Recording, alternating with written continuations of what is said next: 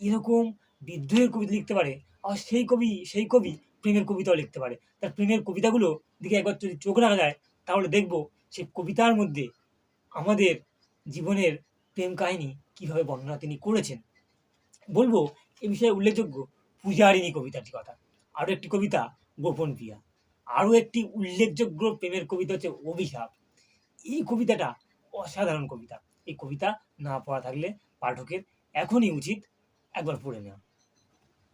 এই বইটা থেকে অভিশাপ কবিতার দু এক লাইন পড়ে নেওয়ার চেষ্টা করব। বলছেন, যেদিন আমি হারিয়ে যাব বুঝবে, সেদিন বুঝবে। অস্ত পারে সন্ধ্যা তারায় আমার খবর বুঝবে, বুঝবে সেদিন বুঝবে।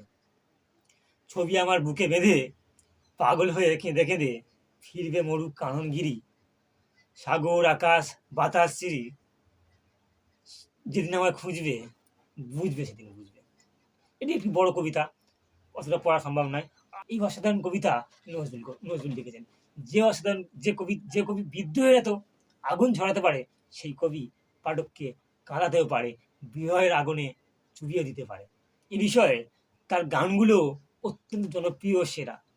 বলছেন, তুমি সুন্দর তাই চেয়ে থাকি, সে কি মোর অপরাধ। আরও একটা গানে বলছেন, মোর প্রিয়া হবে এসো রানী, দেব খোঁপায় তারার ফুল।